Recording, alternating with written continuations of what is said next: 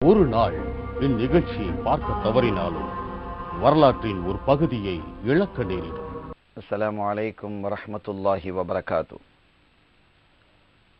ஹம்தன் லிமன் ஹலக்கல் இன்சான் வ அல்லமஹுல் பயான் வஸ்ஸலாத்து வஸ்ஸலாமு அலா ரசூலில்லாஹ் வ அலா ஆலிஹி ஹிஸ்பில்லாஹ் வ ஸஹாபிஹி ஜுந்தில்லாஹ் வ பஅத். وقد قال الله تعالى في القرآن العظيم والفرقان المجيد: أعوذ بالله من الشيطان الرجيم بسم الله الرحمن الرحيم إن الدين عند الله الإسلام. சங்கைக்குரிய இந்த நிகழ்ச்சியை அவதானித்துக் கொண்டிருக்கக்கூடிய மூன் டிவி நேயர்களே,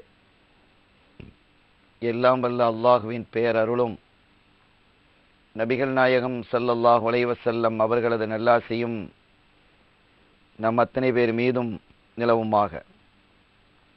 அல்லாஹும் அவனது ரசூலும் எந்தெந்த கர்மங்களை எடுத்து நடக்க வேண்டும் என்று நமக்கு கட்டளையிட்டுள்ளார்களோ அவை அனைத்தையும் எடுத்து நடக்கவும், எவைகளை தவிர்த்து நடக்க வேண்டும் என்று உத்தரவு பிறப்பித்துள்ளார்களோ அவை அனைத்தையும் தவிர்த்து நடக்கவும் ஆரம்பமாக எனக்கும் உங்களுக்கும் நான் வசியத்தை சொல்லிக் கொள்கிறேன். அல்லாஹ் தௌஃபீக் செய்வானாக. ஆமீன். கண்ணியத்திற்குரியவர்களே, இந்த பூயப் என்ற பகுதியில் நடந்த யுத்தம், அதனை ஒரு முடிவுக்கு கொண்டு வர வேண்டும் என்று விரும்பிய முஸன்னா இப்னு ஹாரிதா ரலியல்லாஹு தஆலா அன்ஹு அவர்கள் ஒரு நடவடிக்கையை மேற்கொண்டார்கள் என்ற செய்தியை கடந்த உரையில் நாம் சுட்டிக்காட்டினோம். அதற்குண்டான எல்லா விதமான ஏற்பாடுகளும் செய்து முடிக்கப்பட்டு விட்டது. இதில் எந்த ஒரு செய்தியும் எதிரிகளினுடைய தரப்பில் காதுகளில் போய் விழுந்து விடாமல் மிக கவனமாக முஸ்லிம்கள் நடந்து கொண்டார்கள். இந்த வகையிலே மறுநாள் பொழுது விடிந்தது. அந்த இரவை மிக உற்சாகப்படுத்தும் இரவாக எடுத்துக்கொண்டு முஸன்னா ரலியல்லாஹு தஆலா அன்ஹு அவர்கள், அதாவது இது நடந்த அந்த இரவிலேயே மறுநாளே இது நடப்பது இல்லை. இந்த யுத்தங்கள் ஆலோசனைகள்லாம் நடந்து முடிந்து ஒரு நாள் இரவு அவர்கள் என்ன செய்திருக்கிறார்கள் என்றால், முழுமையாக அதை பேசி முடித்து அந்த வீரர்களுக்கெல்லாம் ஆர்வம் ஊட்டி, நாளை நடக்கக்கூடிய ஒரு யுத்தம், புதிதாக நாம் ஒரு யுத்தத்தை ஆரம்பித்தால் எப்படி இருக்குமோ, பல நாட்கள் யுத்தம் இல்லாமல் இருந்து ஓய்வில் இருந்து நம்முடைய உடலை எல்லாம் ஒழுங்குபடுத்தி கொண்டு நான் ஒரு புதிய யுத்தத்தை ஆரம்பித்தால் எப்படி இருக்க வேண்டுமோ அப்படி நீங்கள் இருக்க வேண்டும் என்று சொல்லப்பட்டு, எந்த பகலிலே யுத்தம் நடத்தப்பட போகிறதோ அந்த இரவில்தான் அந்த குதிரை வீரர்களை போய் பார்த்து வர சொன்னது. அந்த குதிரை வீரர்கள் போய் வர வேண்டும். அதிலிருந்து ஒரு 4 நாட்கள் எந்த விதமான ஆபத்தும் இல்லாமல் அந்த யுத்தத்தை முடிக்க வேண்டும். ஆனால் அவர்களுடைய ஒரு அதிகபட்ச நாளை 2 நாட்களுக்குள் யுத்தத்தை முடிப்பது என்பதுதான். அல்லாஹ் நாடினால் ஒரே நாளிலும் கூட முடியலாம். ஆக 2 நாள், இன்றும் நாளையும், நாளை பகலும் மறுநாள் பகலும், இந்த 2 பகலுக்குள்ளால் இந்த யுத்தத்தை முடித்து விட வேண்டும். ஆனால் ஒரு 4 நாள் நம்முடைய கையில் இருந்தால் இன்னும் ஒரு பாதுகாப்பு இல்லையா? எனவேதான் அந்த 4 நாள் தூரம் இந்த படைகள் கடந்து வருவதற்கு எவ்வளவு தூரம் இருக்குமோ அந்த தூரம் வரை குதிரை வீரர்கள் அந்த இரவிலே போய் பார்த்து வர வேண்டும் என்று அவர்களுக்கு உத்தரவிடப்பட்டு அவர்களும் போய் வந்துட்டாங்க. அந்த இரவில் தகவல் வந்ததும் எந்த ஆபத்தும் இல்லை, உதவிப்படை வருவதற்கான வாய்ப்புகள் இல்லை, எதிரிகள் ஊடுருவதற்கான வாய்ப்புகள் எதுவும் இல்லை என்று தெரிந்ததற்கு பிறகு அங்கே பின்னால் பாதுகாப்புக்காக வைத்திருந்த அந்த படையை அதற்கு பிறகு என்ன செய்ய, ஏற்கனவே அவங்க சொல்லப்பட்டிருக்குது, இப்போ நீங்கள் சொன்ன பிரகாரம் நீங்கள் என்ன செய்யலாம், இந்த சைடில் வந்து தாக்குதல் நடத்தலாம் என்று அவர்களுக்கு உத்தரவு கொடுக்கப்பட்டது. இல்லைன்னா அது பெரிய ஆபத்து. அவங்களை இங்கே கொண்டு வந்து எதிர்த்தரப்பிலேருந்து வீரர்கள் பின்னால் வருவார்களே, ஆனால் இங்கே எங்கே ஓடுறது? 2 பக்கத்திலிருந்து பயங்கரமான தாக்குதல் என்ன செய்யும், நடந்து போய்விடும். முஸ்லீம்கள் ரொம்ப கஷ்டப்பட்டு போயிடுவாங்க, சங்கடத்தில் ஆழ்ந்து போயிடுவார்கள். எனவே அதில் எந்த விதமான ஒரு பிசகுதலும் தவறுதலும் நடந்துவிடக்கூடாது என்பதில் முஸன்னா இப்னு ஹாரிதா ரலியல்லாஹு தஆலா அன்ஹு ரொம்ப கவனமாக இருந்தாங்க. ரொம்ப கவனமாக இருந்தார்கள். ஏனென்றால் அப்படித்தான் உமர் ரலியல்லாஹு தன்னுடைய உத்தரவு, ஒரு ஹலக்கத்தில் போய் முஸ்லிம்களை போட்டுறாதப்பா, கனிமத்து பொருள் கிடைக்கிறதுங்கிறதுக்காக, அங்கே வசதி வாய்ப்புகள் கிடைக்குதுங்கிறதுக்காக, இஸ்லாமிய அதை வச்சு இஸ்லாம் பெருசாக வளர்ந்துன்னு அப்படிலாம் நினைச்சு நீ செஞ்சிடாத, ஒரு மூமியினுடைய உயிரும் அநியாயமாக போய்விடக்கூடாது என்பதில் கவனமாக இருக்கணுங்கிறதுல தான் உமர் ரலியல்லாஹு தஆலா அன்ஹு அவர்கள் ரொம்ப எச்சரிக்கை செய்திருக்கிறார்கள். அதை அப்படியே பசுமையாக மனதில் வைத்துக்கொண்டு எல்லா விதமான வேலைகளையும் செய்து முடித்தாங்க. ஏன்னா எல்லாத்துக்கும் பொறுப்பு அவர்கள் அல்லவா, பொறுப்பு தளபதியாகத்தானே வருவார். ஆகவே அந்த பொறுப்பு சரியான முறையில் செய்து முடிக்கப்பட வேண்டும். குல்லுக்கும் மஸ்ஊலுன் அன் ராயியத்திஹி ஒ குல்லுக்கும் ராயின் ஒ குல்லுக்கும் மஸ்ஊலுன் அன் ராயியத்தி. நீங்கள் ஒவ்வொருவரும் பொறுப்பாளர்கள், உங்களுடைய பொறுப்பை பற்றி நீங்கள் விசாரிக்கப்படுவீர்கள் என்று கண்மணி நாயகம் ஸல்லல்லாஹு அலைஹி வஸல்லம் அவர்கள் சொல்லியிருக்கிறார்கள். இது அவங்களுக்கு மட்டுமில்லை, எல்லாருக்கும் பொருந்தும். நான் எதில் பொறுப்பாக இருக்கிறனோ அதை பற்றி நான் விசாரிக்கப்படுவேன். நீங்கள் எதிலே பொறுப்புகளாக இருக்கிறீர்களோ அதை பற்றியெல்லாம் நீங்கள் விசாரிக்கப்படுவீர்கள். உங்களுடைய பொறுப்பை நீங்கள் சரியான முறையில் செயல்படுத்தினீர்களா என்று விசாரிக்கப்படுவீர்கள். ஆகவே அதை உணர்ந்து கொண்ட முஸன்னா ரலியல்லாஹு தஆலா சஹாபிகள் இல்லையா, அவர்கள் முழுமையாக அச்சத்தோடு அவர்கள் நடந்து கொண்டார்கள். எல்லா விதமான பாதுகாப்புகளையும் முழுமையாக செய்து முடித்ததற்கு பிறகு மறுநாள் பொழுது விடியும் பொழுது நாம் புதிய ஒரு யுத்தத்தை ஆரம்பம் செய்கிறோம் என்பது போன்ற உணர்வுகள் இருந்த சஹாபிகள் அத்தனை பேருக்கும் ஊட்டப்பட்டிருக்கிறது. காயப்பட்டு இருந்தவர்கள் எல்லாம் இந்த புதிய யுத்தத்தில் கலந்து கொள்வதற்கு அவர்களெல்லாம் ஆர்வப்பட்டு போனார்கள். அவர்களில் சிலருக்கு என்ன செஞ்சாங்க, அனுமதிச்சாங்க, சிலருக்கு அனுமதி இல்லை. இல்லை, நீங்கள் இன்றைய தினம் நீங்கள் யுத்தத்தில் கலந்து கொள்ளக்கூடாது, நீங்கள் கூடுதலாக காயப்பட்டிருக்கிறீர்கள், நீங்கள் ஓய்வெடுக்க வேண்டும். சரி, நீங்கள் பரவாயில்லை, உங்களுடைய காயம் பரவாயில்லை, நீங்கள் கலந்து கொள்ளலாம் என்றெல்லாம் அந்த காயப்பட்டவர்களையும் சென்று பார்த்து யார் கலந்து கொள்ளலாம் யார் கலந்து கொள்ளக்கூடாது என்பது வரை முஸன்னா ரலியல்லாஹு தஆலா அவர்கள் நேரடியாக ஈடுபடுறாங்க. ஏன்னா நாளை நடக்கக்கூடிய அந்த யுத்தம், நாளை அல்லது நாளை மறுநாளோடு இந்த யுத்தம் முடிந்தது. இந்த தஜ்லா நதிக்கரையிலே, யுப்ரட்டீஸ் நதிக்கரையிலே இந்த யுத்தம் நடந்து முடிந்தது என்ற செய்திதான் இருக்க வேண்டும்.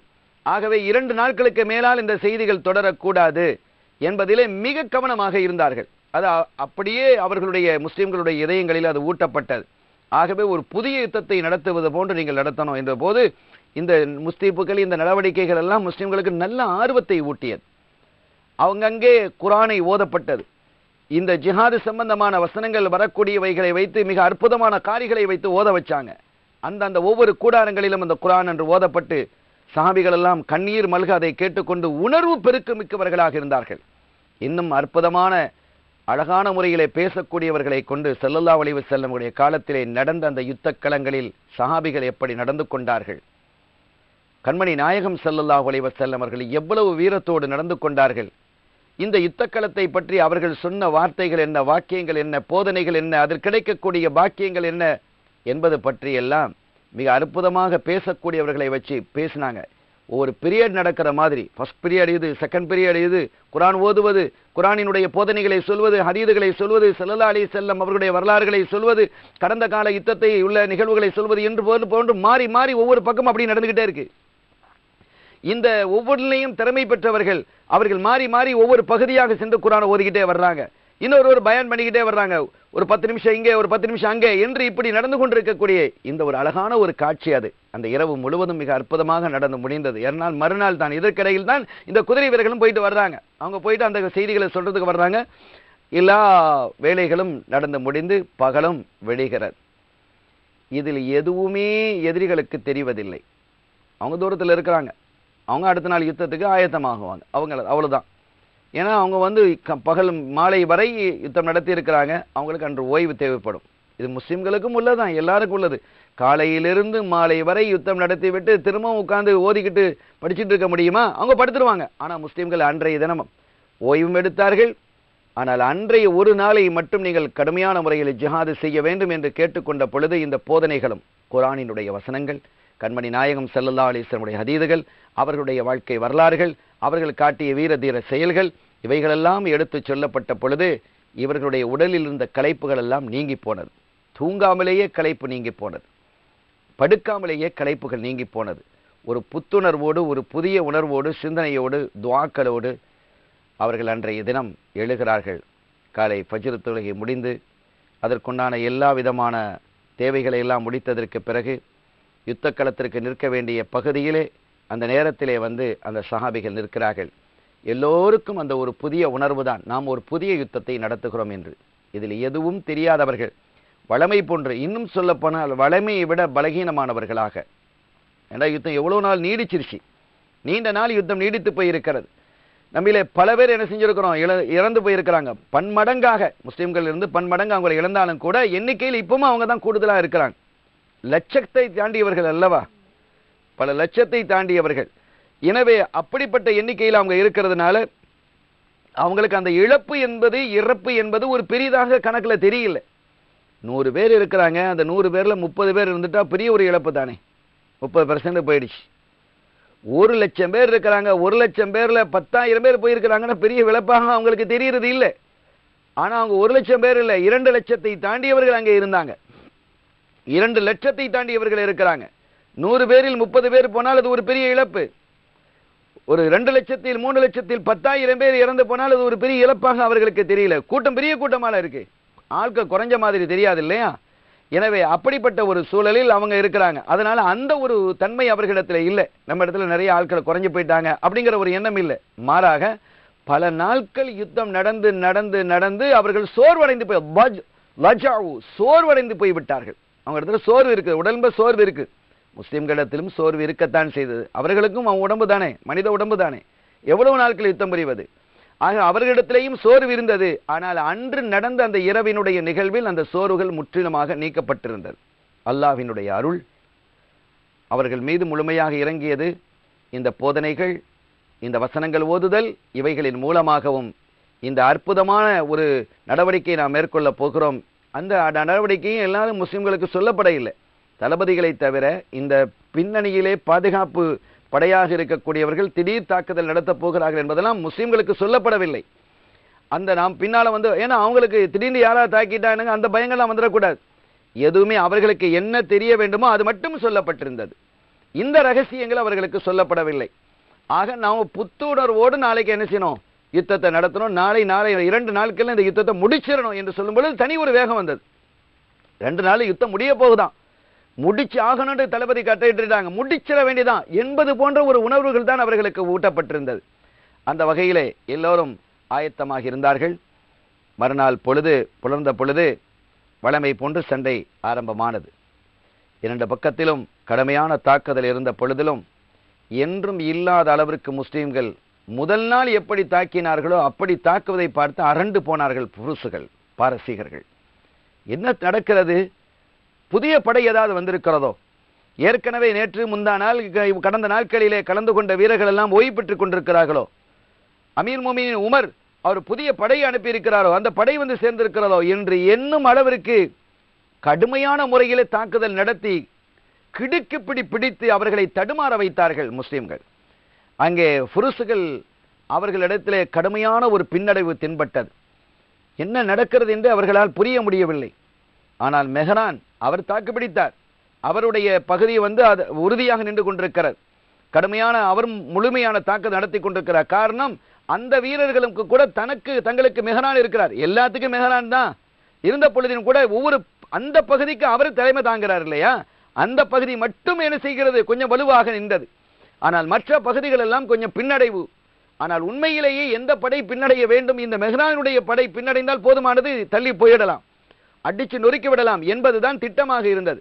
ஆனால் அந்த மெஹரானினுடைய படை மாத்திரம் தாக்கு பிடித்துக் கொண்டு நிற்கிறது. மற்ற படைகள் எல்லாம் கொஞ்சம் கொஞ்சமாக பின்வாங்கிக் கொண்டிருக்கிறது. தளபதிகளாக இருக்கக்கூடிய இஸ்லாமிய துணை தளபதிகள் எல்லாம் மாஷா அல்லாஹ் முடிந்தவரை அவர்களை அடித்து விரட்டி கொண்டிருக்கிறார்கள். சின்ன பின்னமாகி கொண்டிருக்கிறது படை. கொஞ்சம் கொஞ்சமாக அந்த படைகள் பின்னேறி கொண்டிருக்கிறது. அதை மெஹரான் பார்க்கிறார், இங்கிருந்து சப்தம் கொடுக்கிறார். தான் இங்கிருந்து அங்கே போனால் இந்த படை பின்னே போய்விடும் என்பதும் அவருக்கு தெரிகிறது. என்ன நடக்கிறது, இதற்கு வழி என்ன என்பதை எல்லாம் அவர் சிந்தித்துக் கொண்டிருக்கிறார். எப்படியாவது அந்த படைகளை முன்னுக்கு கொண்டு வந்து விட வேண்டும் என்று தன்னுடைய பக்கத்தில் இருக்கக்கூடிய துணை தளபதிகளை அழைத்து அவர்களுக்கு இன்ஸ்ட்ரக்ஷன் கொடுத்துட்டு இருக்கிறார். நீங்க எப்படி நடத்தணும், அந்த படை எப்படி நீங்க முன்னுக்கு கொண்டு வரணும், நம்ம இந்த ஒரு பக்கம் தான் நம்ம என்ன செய்யறோம், பிடிச்சு நிக்கிறோம், மற்றவங்க எல்லாம் நம்ம போயிட்டாங்க, அந்த தளபதிகள் இடத்துல போய் நீங்க சொல்லணும், அவர்களை இப்படி கொண்டு வாருங்கள் அப்படி கொண்டு வாருங்கள் என்று உத்தரவு கொடுத்து கொண்டிருக்கிறார். இந்த உத்தரவு கொடுத்து அந்த பேசி கொண்டிருக்கிறார். யுத்தம் நடத்தி கொண்டே பேச்சு நடந்துகிட்டு இருக்குது. யுத்தம் நடந்து கொண்டே பேச்சு நடந்து கொண்டிருக்கிறது. இப்ப நாம ஒரு பகுதி தான் நம்ம என்ன செஞ்சிருக்கிறோம், பிடிச்சு நிற்கிறோம், அந்த இடத்துல நின்று கொண்டிருக்கிறோம், முஸ்லிம்களுடைய தாக்குதலை சமாளித்துக் கொண்டிருக்கிறோம். மற்ற இடங்கள்லாம் என்ன இப்படி ஆயிட்டு இருக்குது, அவ்வளவு பின்னுக்கு போயிட்டாங்களே, அவர்கள் எல்லாம் முன்னுக்கு கொண்டு வர சொல்லுங்கள். அவர்கள் முழுமையாக பின்னுக்கு போய்விட்டால் நமக்கும் ஆபத்து வந்து அவங்க எல்லாம் இப்படி ஏறி வந்துருவாங்க, அதுக்கு விடக்கூடாது, அது ரொம்ப கவனமாக இருந்து கொள்ளுங்கள் என்று அதற்குண்டான இன்ஸ்ட்ரக்ஷன் கொடுத்து கொண்டிருக்கிறார். சங்கையான பெருமக்களே, ஒரு முஸ்லிம்களுக்கு மிகவும் வேகம் வந்துவிட்டது. இவ்வளவு பெரிய படை பின்னடைந்து கொண்டிருக்கிறது. லட்சத்தை தாண்டியவர்கள் பின்னுக்கு சென்று கொண்டிருக்கிறார்கள். நமது லட்சியத்தை அடைவதற்கான வாய்ப்பு இதுதான் என்று முஸ்லிம் வீரர்களால், தளபதிகளால் சொல்லப்பட்ட பொழுது அந்த முஸ்லிம்களுடைய வீரர்களில் உள்ளங்களிலே உணர்வுகள் கொந்தளித்தது. அவர்கள் கடுமையான தாக்குதலை மீண்டும் என்ன செய்தார்கள்? தொடுக்க ஆரம்பித்தார்கள். அது ஒரு புதிய யுத்தமாகவே, புத்தம் புதிய யுத்தமாகவே அன்று நடந்தது. நடத்தி காட்டினார்கள் முஸ்லிம்கள். சுபஹானல்லாஹ், எதிரிகளால் தாக்குப்பிடிக்க முடியாமல் போய்விட்டது. 2 லட்சத்தையும் தாண்டியவர்கள் அவர்கள். இங்கே சில ஆயிரம் தான், ஆனால் ஓரளவு மற்ற காலங்களில் இருந்த படைகளை விட வலிமையான எண்ணிக்கையில் கூடுதலான ஒரு படையாகத்தான் இது இருந்தது. ஆனால் அந்த படையினுடைய எண்ணிக்கையில் பார்க்கும்போது மிக குறைவாக இருக்கிறது. இப்படி நடந்து கொண்டிருக்கிறது. மெஹரான் கடைசியாக தன்னுடைய தளபதிகளை அழைத்து கடைசி ஆலோசனை செய்து, நீங்கள் என்ன செய்ய வேண்டும், கடைசியாக உபயோகிக்க வேண்டிய சில வேலைகளை நீங்கள் செய்ய வேண்டும் என்று யுத்த முறைக்கு மாற்றமான சில விஷயங்களை சொல்லிக் கொடுக்கிறார்.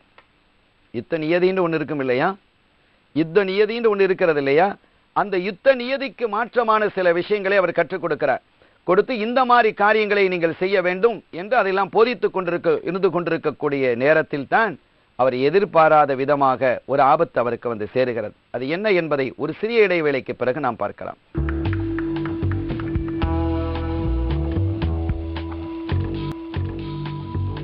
சங்கைக்குரியவர்களே, அன்று நடந்த யுத்தம் பூயப் பகுதியிலே நடந்த, பூயப் என்றும் புவைபு என்றும் சொல்லப்படக்கூடிய அந்த யுத்தத்தில் நடந்த, அந்த பகுதியில் நடந்த அந்த யுத்தத்தில் ஒரு புதிய யுத்தத்தை முஸ்லிம்கள் நடத்தி கொண்டிருக்கிறார்கள். மெஹரான் தலைமை தாங்கியிருக்கக்கூடிய பகுதியை தவிர மற்ற பகுதிகளெல்லாம் பின்னடைந்து முஸ்லிம்கள் முன்னேறி கொண்டிருக்கிறார்கள். மெஹரான் மாத்திரம் கொஞ்சம் பின்தங்கினால் அந்த யுத்தம் முழுமையான தோல்வியை சந்திக்கும் என்பது மெஹரானுக்கு தெரிகிறது. இதற்கு ஒரே வழி, யுத்தத்தினுடைய நெறிமுறைகளுக்கு அப்பாற்பட்டு நெறிமுறைகளிலிருந்து வழுவி தவறான சில காரியங்களை செய்ய வேண்டும் என்ற உத்தரவை மெஹரான் போதிக்கிறார். பொதுவாக யாரும் இந்த மாதிரி தப்பான விஷயங்களை யாரும் செய்ய மாட்டாங்க. ஏன்னா வரலாற்றில் இவர்கள் தவறாக நடந்தார்கள் என்று பதிவாகிவிடும். மக்கள் அவர்களை தூஷிப்பார்கள். ஆனால் அதைவிட தூஷித்தாலும் பரவாயில்லை, இந்த முஸ்லிம்கள் இந்த இடத்துல நம்ம சிக்கி சீரழிந்து போய்விடக்கூடாது. நாம் பின்னடைந்தால் ஓடுவதற்கும் வழியில்லை, யூப்ரட்டிஸ் நதி தான் இருக்கிறது. எனவே நதியை கடந்து ஓடுவது என்பது முடியாத ஒரு காரியம்.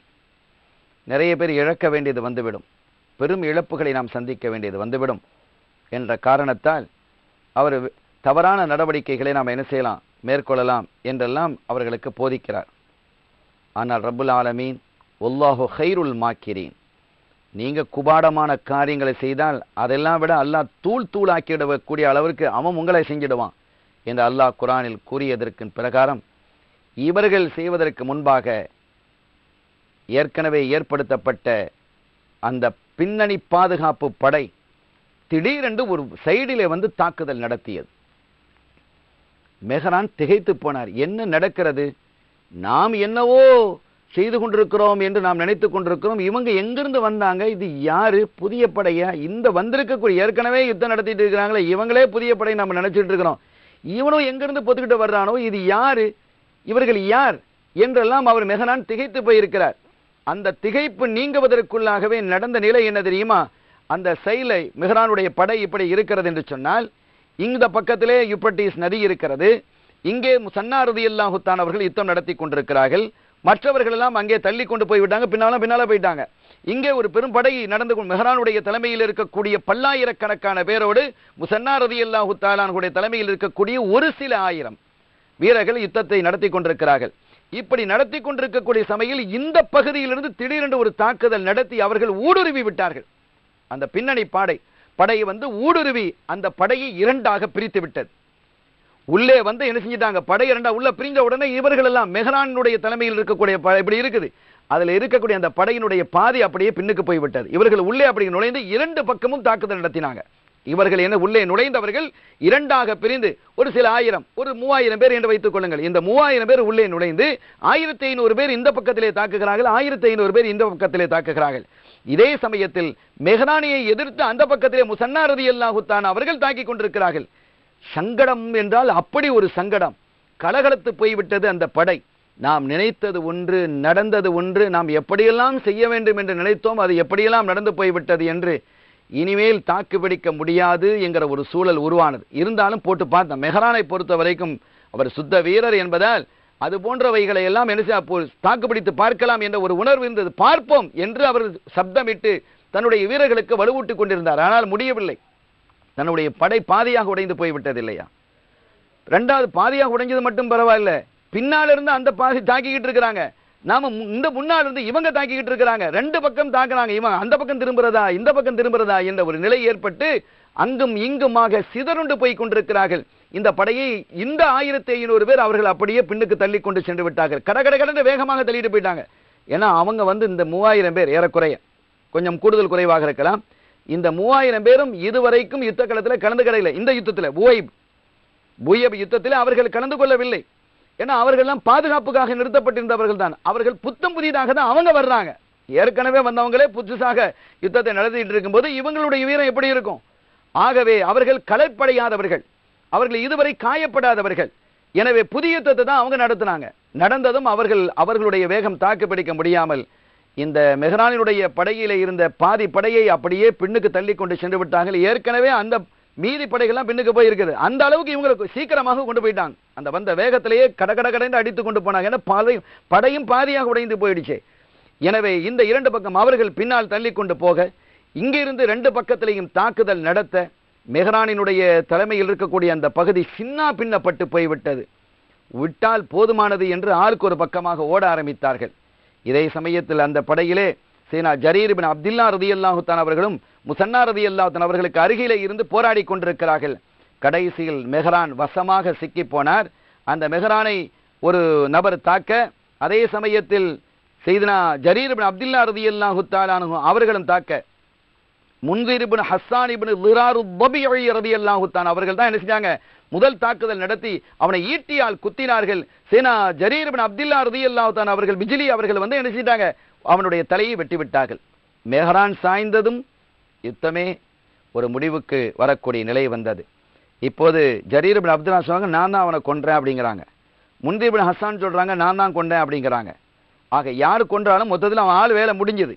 கடைசியில் இந்த நிலை பாரசீகர்களுக்கு மகத்தான ஒரு பின்னடைவையும் தோல்வியையும் தந்தது. இது குறித்த சில குறிப்புகளை இன்ஷா அல்லாஹ் அடுத்த நிகழ்வில் நாம் சொல்வோம். எல்லாம் வல்ல அல்லாஹ்வின் அருளையும் ஸல்லல்லாஹு அலைஹி வஸல்லம் அவருடைய ஷஃபாத்தையும் பெறுவோமாக. ஸல்லல்லாஹு அலா முஹம்மத் ஸல்லல்லாஹு அலைஹி வஸல்லம், ஸல்லல்லாஹு அலா முஹம்மத் ஸல்லல்லாஹு அலைஹி வஸல்லம், ஸல்லல்லாஹு அலா முஹம்மத். யா ரப்பி ஸல்லி அலைஹி வஸல்லிம். அஸ்ஸலாமு அலைக்கும் வரஹ்மத்துல்லாஹி வபரகாத்துஹு. لا إله إلا الله وأشهد أن محمدا